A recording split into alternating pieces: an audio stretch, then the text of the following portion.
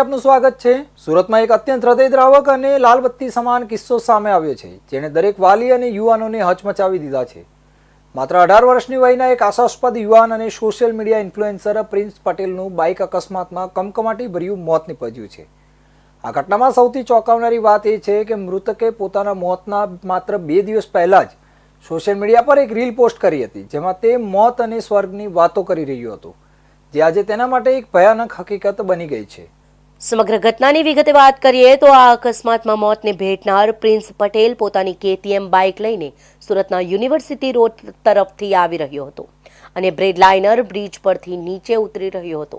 Bridge ઉતરતી વખતે બાઇકની સ્પીડ એટલી વધારે હતી કે તેણે સ્ટિયરિંગ પરથી કાબુ ગુમાવી દીધો હતો।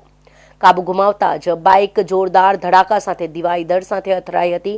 અકસ્માતની તીવ્રતા એટલી ભયાનક હતી કે જોનારાના કાળજા કંપી ગયા હતા। પ્રિન્સનું માથું અને ધડ અકસ્માતના કારણે અલગ થઈ ગયા હતા અને ઘટના સ્થળે જ તેનું પ્રાણ પંખેરું ઉડી ગયું હતું। અકસ્માતની જાણ થતાં જ ખતોદરા પોલીસ સ્ટેશનનો કાફલો તાત્કાલિક ઘટના સ્થળે દોડી આવ્યો હતો।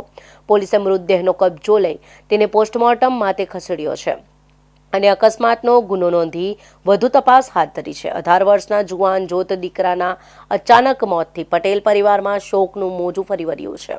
પોલીસની પ્રાથમિક તપાસમાં સામે આવ્યું છે કે પ્રિન્સે હેલ્મેટ પહેર્યું ન હતું। જો તેણે સારી ગુણવત્તાનું હેલ્મેટ પહેર્યું હોત તો કદાચ આ જીવલેણ ઈજાથી બચી શકાયું હોત અથવા તો શરીરના અંગો આ રીતે ક્ષત વિક્ષત ન થયા હોત। મૃતક યુવકની માતા આવાસમાં રહીને દૂધ વેચાણ કરી મહા મહેનતે પોતાનું ગુજરાન ચલાવતી હતી। પ્રિન્સ તેની માતાનો એકમાત્ર દીકરો હતો। તેણે ધોરણ 10 સુધીનો અભ્યાસ કર્યો હતો।